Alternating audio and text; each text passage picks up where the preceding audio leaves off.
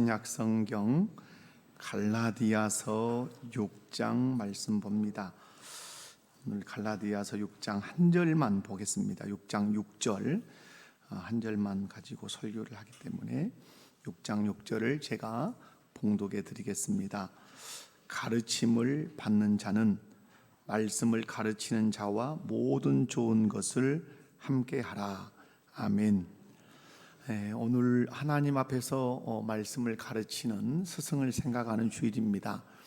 본문 말씀을 중심으로 말씀으로 가르침을 받는 자들에게 라는 제목으로 말씀을 전할 때 우리 모든 성도님들이 한 분도 빠짐없이 말씀을 통해 은혜 받는 시간 되시기 바랍니다. 한번 옆에 분들 손잡고 인사합시다. 말씀을 통해 은혜 받읍시다. 네. 첫 번째 오늘 말씀 6절 한 절 안에서 찾을 수 있는 것이 뭐냐면 교회의 구성입니다. 오늘 본문 6절을 보면 교회를 이루고 있는 두 존재가 있다고 소개를 하지요. 6절 말씀을 보면 가르침을 받는 자는 말씀을 가르치는 자와 모든 좋은 것을 함께 하라. 교회는 한 분 하나님을 믿고 동일한 신앙 고백을 하는 무리로 이루어져 있습니다.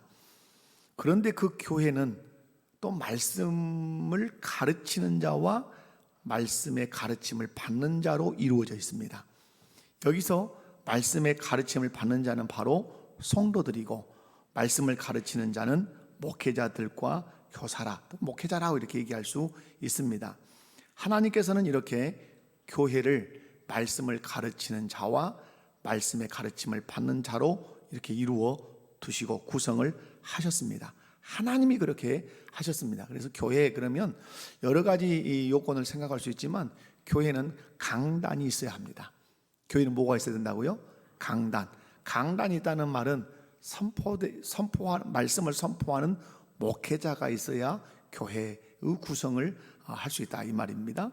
그렇다면 왜 하나님은 교회 안에 말씀을 가르치는 자를 두셨냐 하는 것이죠. 우리 아래 내려가 보면 하당로 교회라는 교회가 있는데 그건 이단이죠. 그들은 목회자가 없습니다. 다 형제라 그래요.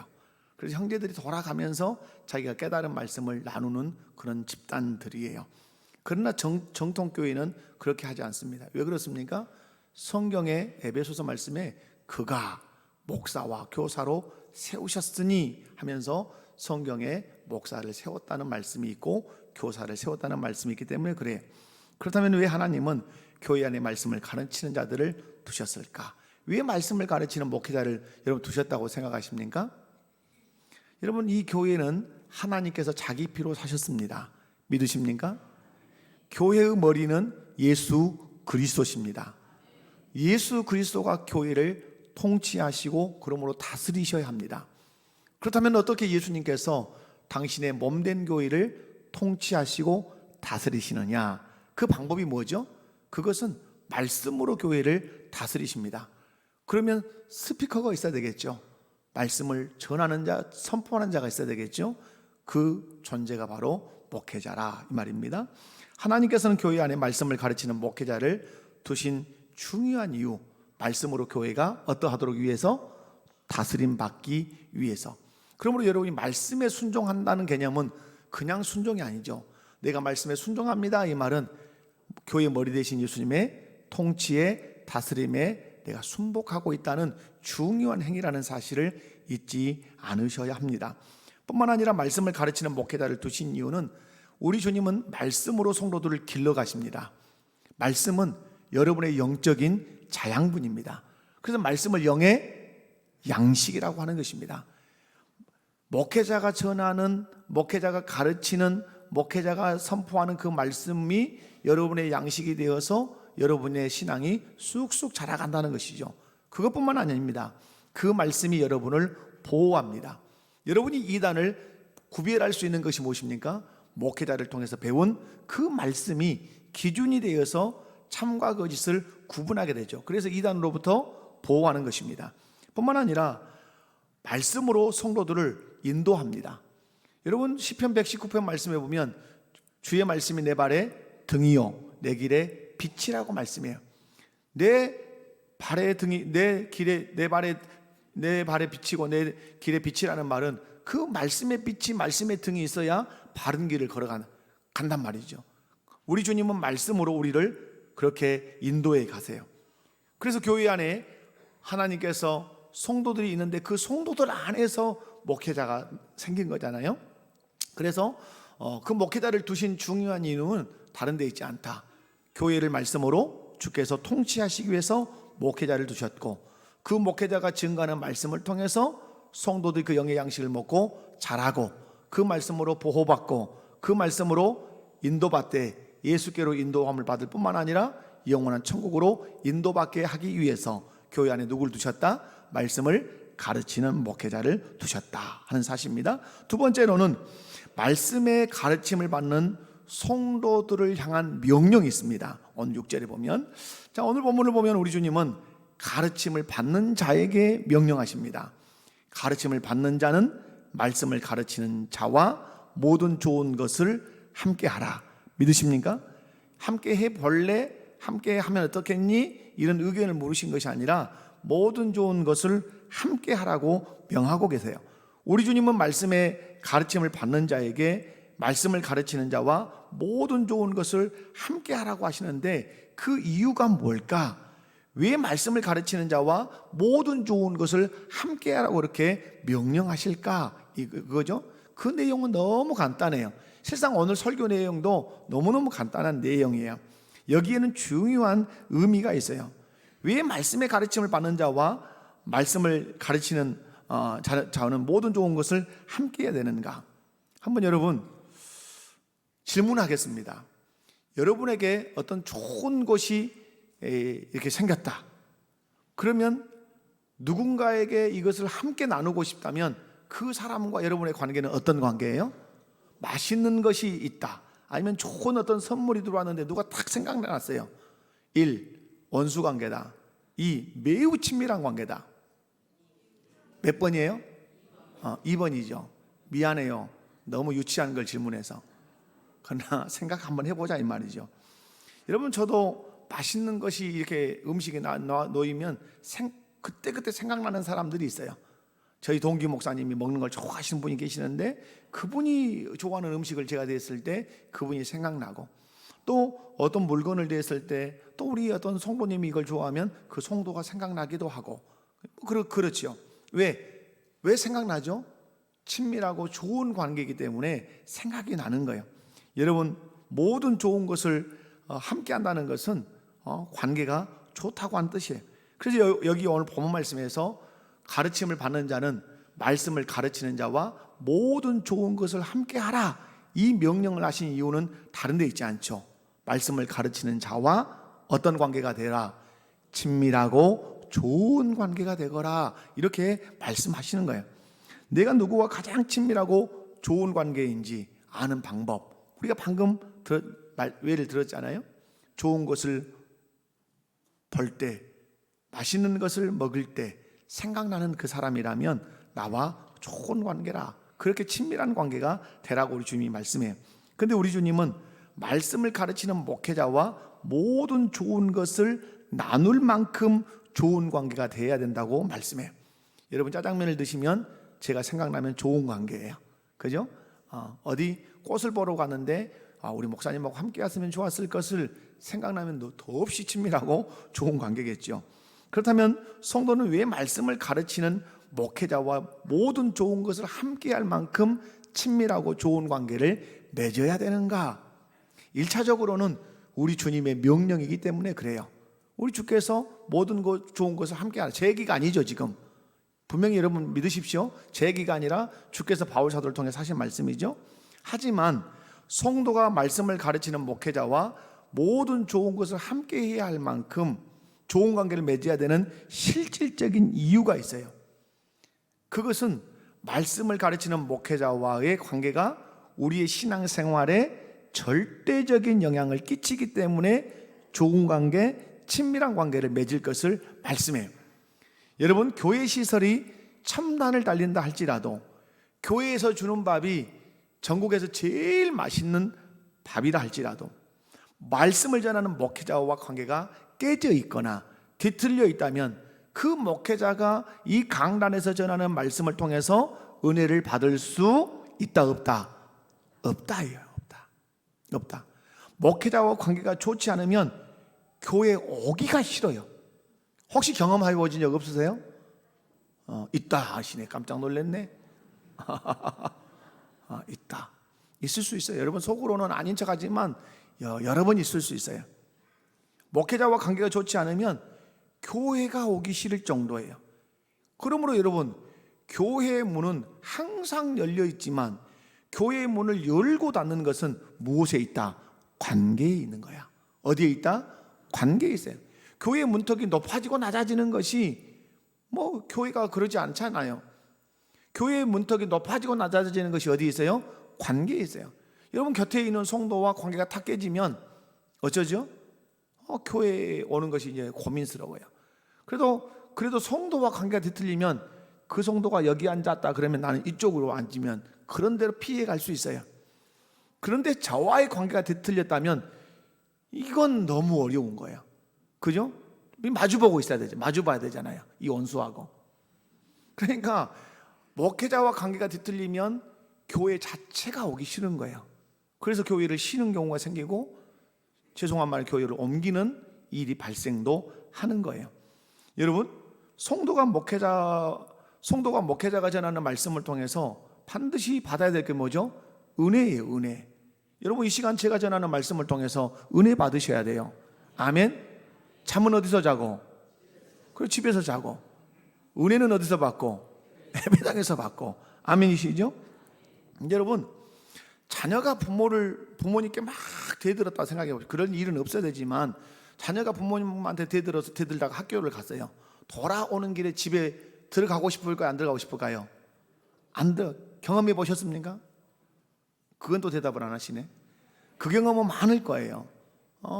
부모하고 갈등이 생기면 집에 들어가기 싫어요. 왜? 제가 말씀드렸죠. 집에 쌀이 없어요. 집에 침대가 없어요. 집에 뭐가 다 있어요. 그런데 뭐가 깨지니까, 관계가 깨지니까 그 집 문턱이 높아져 버리는 거야. 그 집이 가기 싫은 집이 된 거예요. 이렇게 우리의 신앙생활은 무엇이 중요하다? 관계가 중요해요. 특별히 여러분이 말씀을 통해서 은혜를 받으셔야 되는데, 여러분 목회자와 관계가 깨지면 은혜는 꽝이에요. 그때부터는 은혜를 받을 수 없어요. 희한한 것이 목회자와 관계가 딱 깨지면 모든 문이 다 닫혀버려요. 마음의 문, 귀의 문 다 닫아. 예배당에 앉아 있을지라도 듣지 못합니다. 받아들이지 못합니다. 그래서 졸기도 하고 핸드폰을 보기도 하고 딴청을 부리다가 그냥 때우다가 예배당을 떠나는 거예요. 그래서 성도가 목회자가 전하는 말씀을 통해서 은혜를 받지 못하면 그 사람의 신앙생활은 끝이 났다고 해도 과언이 아니에요. 언제 전까지는? 그 관계를 회복하기 전까지는 여러분 끝이라고 봐도 과언은 아니에요. 여러분 그런 의미에서 목회자와의 친밀도의 그 정도가 은혜 받는 것과 비례해 가요. 친밀하면 친밀한 만큼 은혜를 많이 받습니다. 그러나 그 친밀감이 그냥 떨어지거나 아니면 관계가 깨지면 은혜는 전혀 받지 못해요. 도리어 시험이 드는 것이죠. 그래서 우리 주님은 말씀을 가르치는 목회자와 모든 좋은 것을 함께할 만큼 어떤 관계? 좋은 관계, 친밀한 관계를 맺으라고 오늘 가르치고 계십니다. 그런 의미에서 한번 옆에 분들에게 손잡고 한번 인사해 봅시다. 목회자와 좋은 관계를 맺읍시다. 이것은 주님의 명령이에요.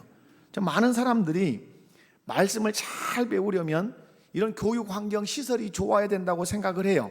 틀린 말은 아니죠. 그러나 맞는 말도 아니에요.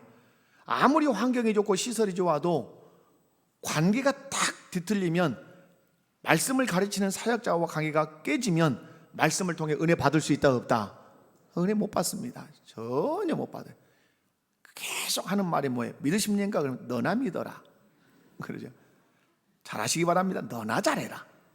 이러다가 떠나는 거예요. 결국 누구 손해가 되냐면 자기 손해가 되는 거예요. 여러분 바리새인들은 예수님이 증거하시는 하나님 나라의 그 복음의 진수를 예수님의 눈동자를 쳐다보면서 들었어요. 예수님의 숨소리를 그들이 예수님이 심호흡하는 소리를 생생하게 들으면서 그 육성으로 하나님 나라 복음의 진수를 들었어요. 그러나 그들은 손톱만큼도 은혜를 받았다 못 받았다? 은혜를 못 받았다. 은혜를 못 받고 도리어 예수님이 하신 말씀에 트집을 잡고 어떻게 하면 죽일까 생각하다가 마지막 예수를 십자가에 못 박아 죽였어요. 이유는 다른 데 있잖아요. 관계가 원수 관계였어요. 그러나 예수님께서 산에서도 말씀을 전해요.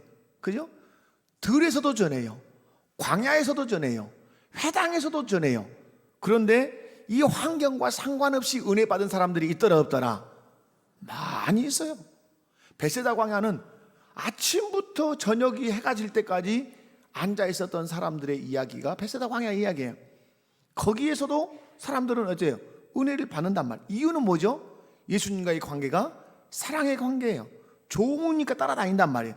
그래서 예수님이 하신 말씀 앞에 은혜를 많이 받는 거예요. 분명한 사실은 말씀을 가르치는 목회자와 좋은 관계여야 말씀이 들리는 거예요.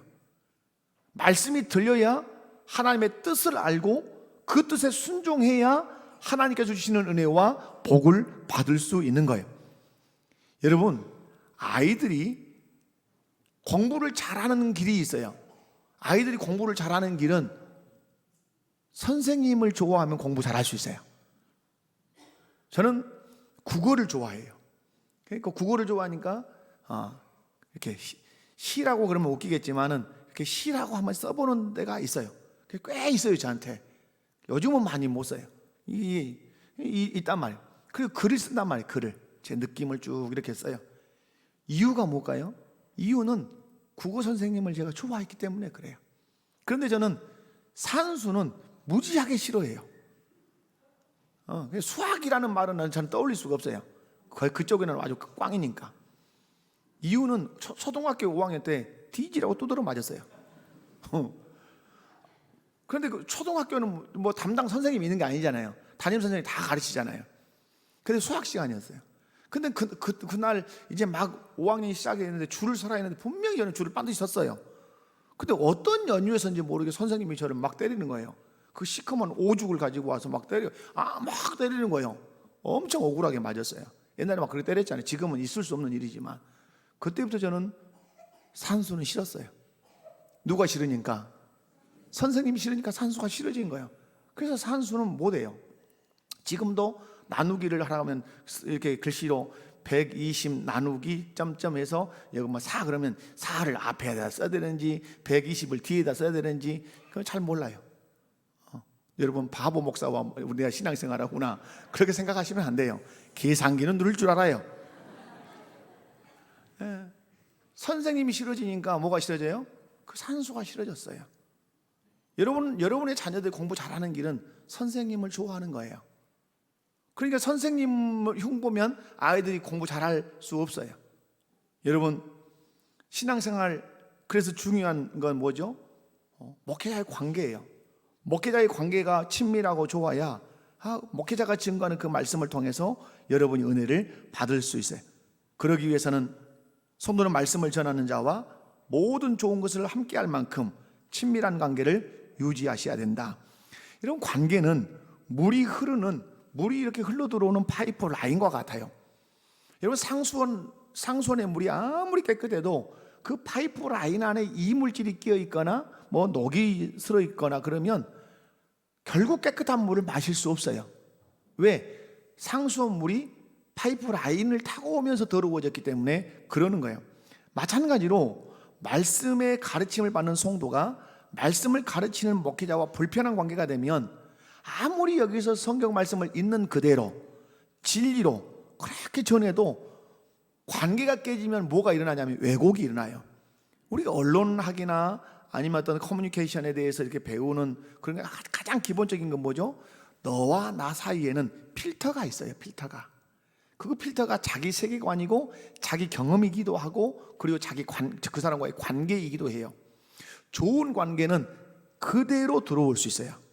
그 사람이 말하는 의도가 거의 그대로 들어올 수 있어요. 그런데 그 사람과 내가 관계가 뭔가 뒤틀렸다거나 그 사람에 대한 이미지가 좋지 않으면 그 사람이 하는 말이 왜곡이 돼서 들어와요.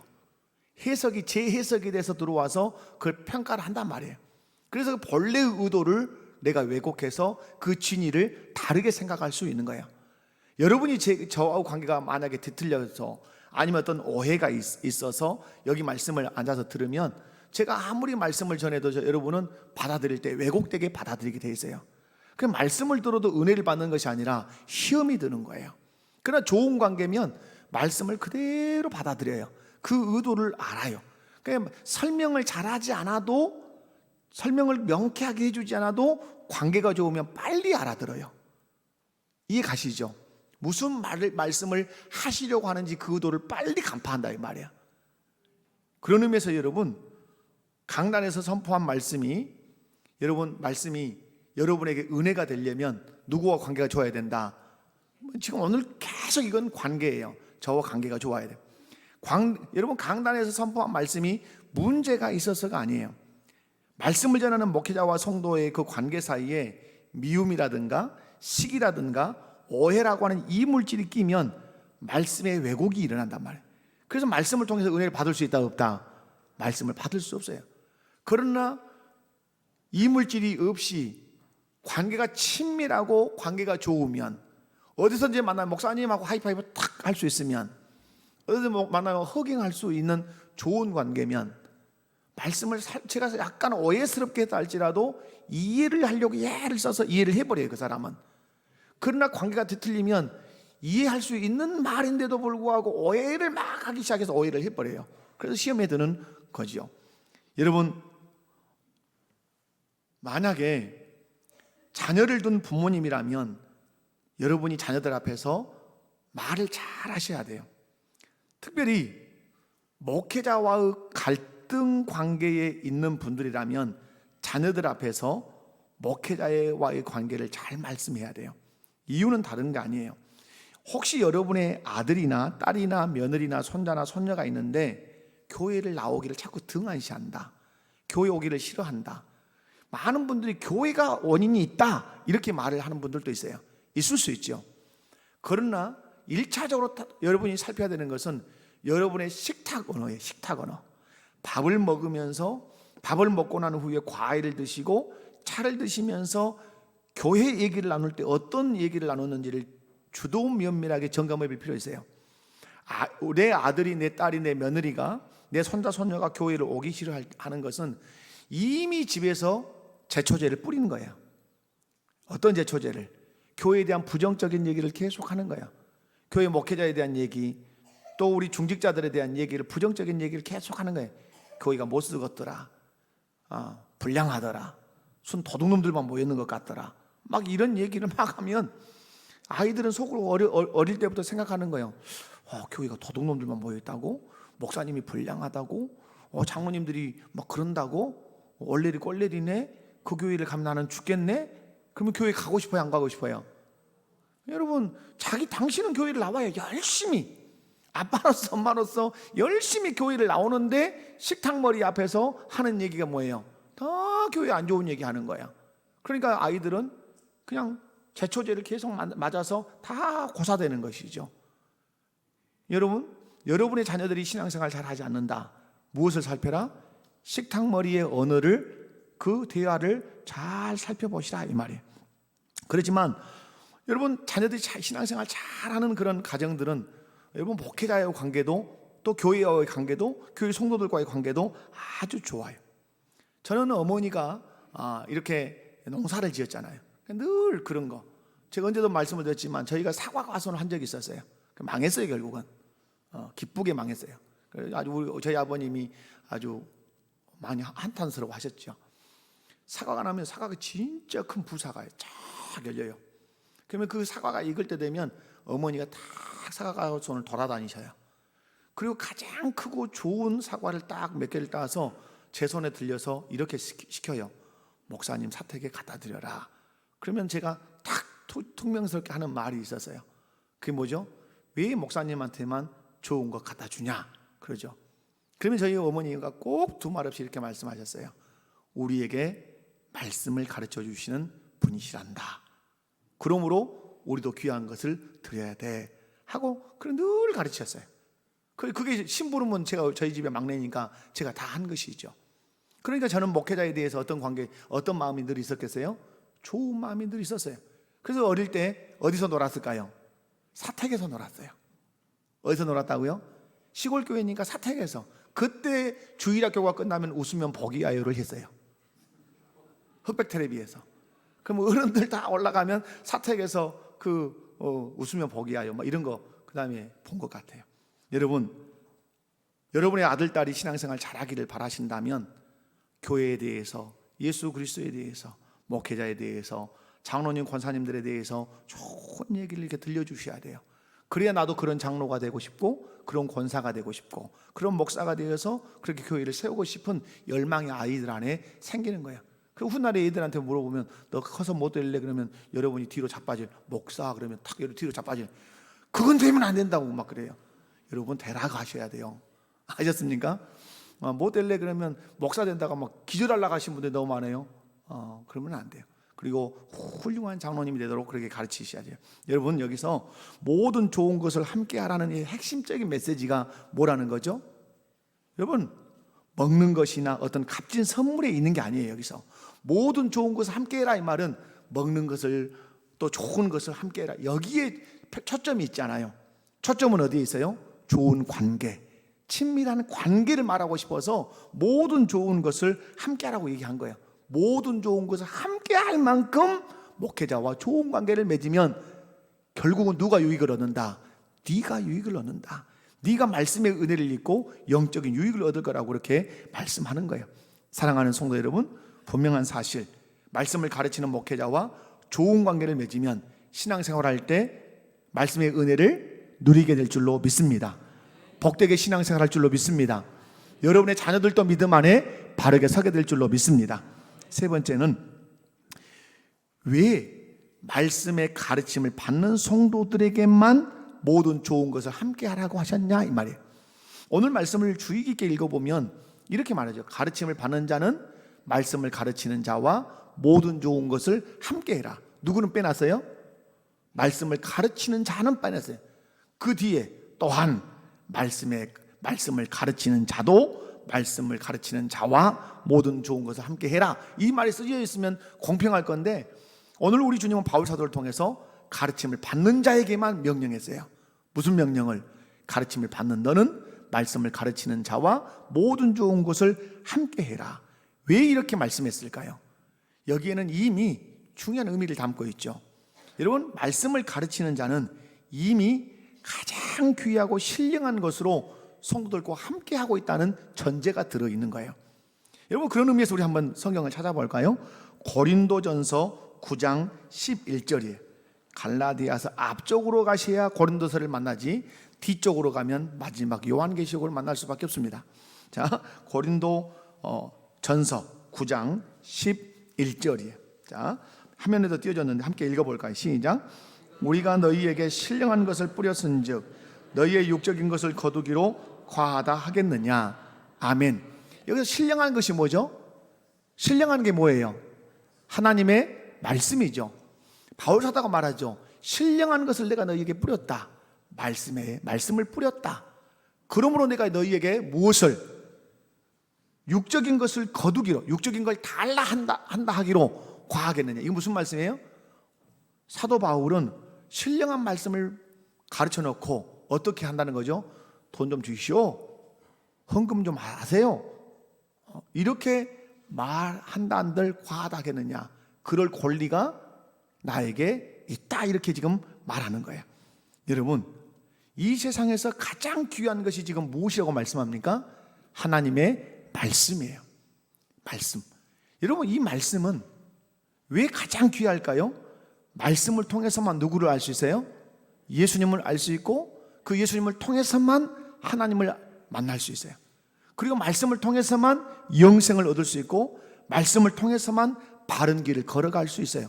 우리는 말씀 없으면 우리는 죽은 자가 되는 거예요. 그러므로 이 세상에서 가장 신령하고 가장 귀하고 가장 좋은 것은, 그 무엇과도 비교할 수 없이 좋은 것은 무엇이다? 하나님의 말씀이다. 아멘이십니까? 그런데 이 세상에서 가장 그 귀한 하나님의 말씀을 가르치고 증거하고 선포하고 있는 사람이 있는데 그가 누구다? 목회자다. 그래서 목회자에게는 말씀을 가르치는 자와 목회자에게는 가르침을 받는 자와 좋은 것을 함께하라는 말씀을 하지 않고 있어요. 왜? 목회자는 무엇으로 좋은 것을 함께 되니까 말씀으로 좋은 것을 함께하고 있기 때문에 그런 것이에요. 여러분, 그런 의미에서 말씀의 가르침을 받는 성도가 하나님의 말씀을 가르치는 목회자와 모든 좋은 것을 함께하기 위해서 가져야 할 마음이 있어요. 그럼 어떤 마음을 가져야 어떤 마음을 가져야 내가 좋은 것을 함께할 수 있을 것인가? 그것은 하나님께서는 말씀을 가르치는 목회자를 통해서 가장 귀한 하나님의 말씀을 나에게 공급하고 계신다.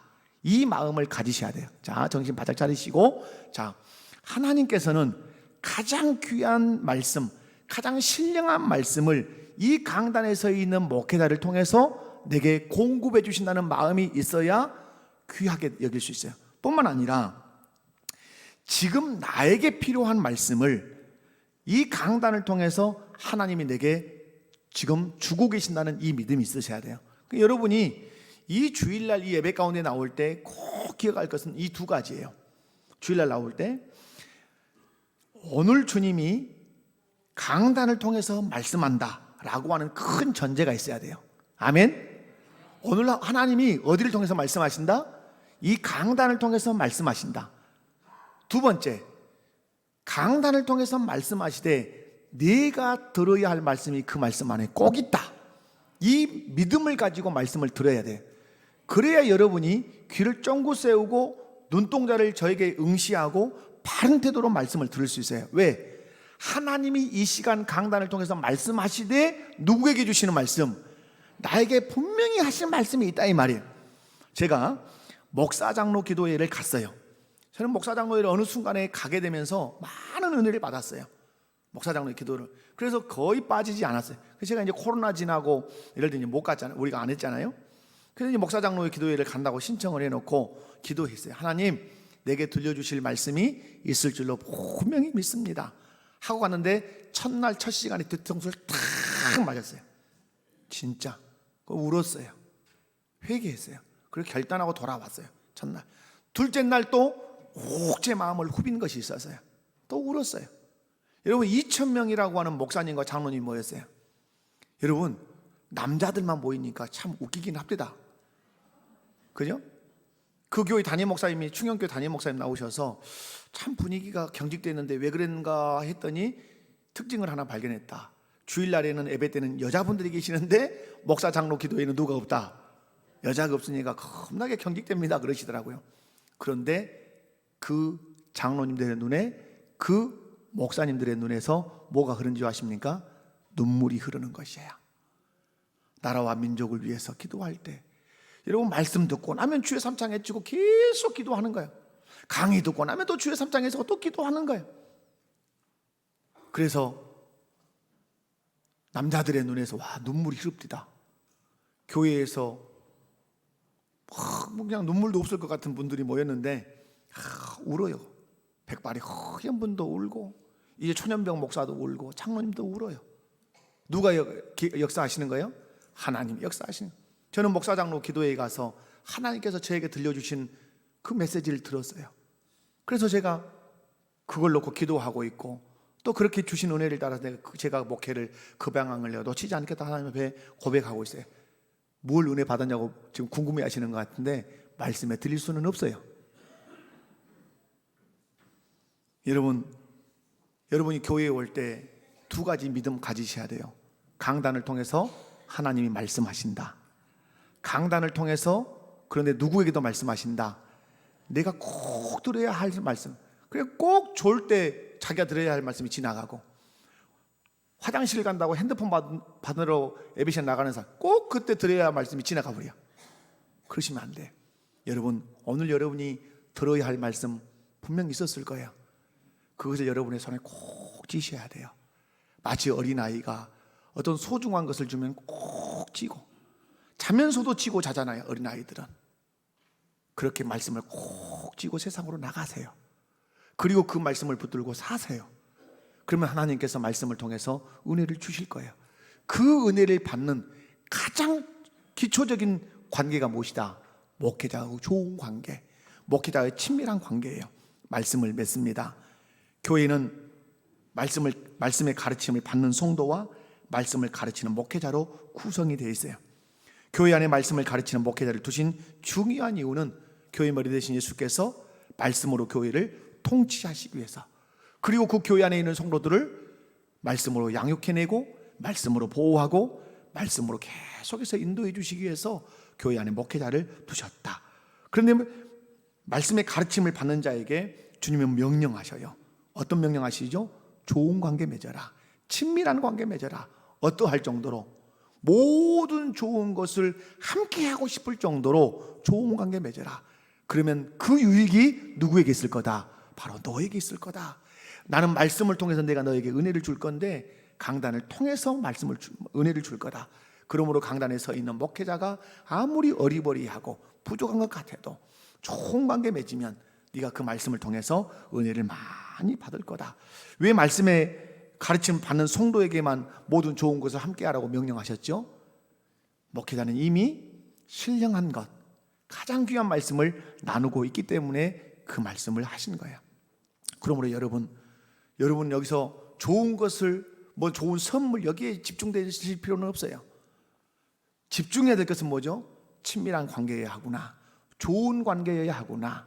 그래서 여러분, 혹여 여러분이 저에 대해서 어떤 마음의 뒤틀림이 있거나 거리낌이 있으면 언제든지 찾아오세요. 저는 잘못한 것에 대해서는 사과할 수 있는 마음을 가지고는 있어요. 근데 제가 잘못할 수 있잖아요.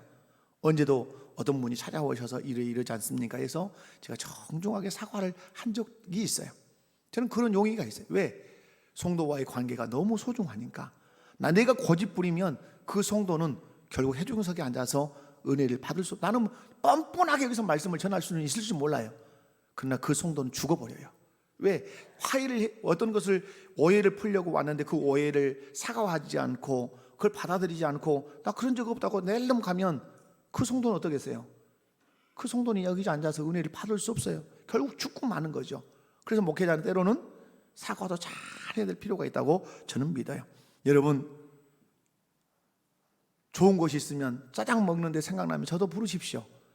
그럼 짜장 한 그릇도 먹으면서 입에 짜장도 묻히면서 웃어가면서 얘기 나누면 얼마나 좋겠어요. 카페에 오시면 목사님 내려오세요, 차 한잔 사드릴게요. 그럼 제가 아이고 오늘은 제가 사겠습니다 하면서 좋은 관계 맺으면 여러분이 이 자리에 앉아서 말씀을 들을 때 얼마나 부드럽게 들을 수 있겠어요. 그런데 우리의 관계를 깨뜨리려고 하는 자가 있죠. 누구예요? 사단이에요. 사단은 항상 우리의 복을 가로막기 위해서 뭘 깨뜨리죠? 관계를 깨뜨립니다. 에덴 동산에서 하나님과의 관계를 깨뜨림으로 아담과 하와의 복이 차단됐어요. 여러분이 말씀을 통해서 엄청나게 큰 은혜와 복을 누릴 수 있는데 마귀는 어떤 연유로든지 간에 목회자와 관계를 깨뜨려서 은혜 받지 못하게 한다는 사실을 여러분 기억하시고, 저와 어떤 관계 맺자? 좋은 관계 맺자. 우리 하이파이브를 우리 다 같이 합시다. 부딪히지는 않지만 우리 서로 사랑하겠습니다. 우리 서로 사랑하겠습니다. 하이파이브. 자, 우리 다 같이 자리에서 일어나십시다.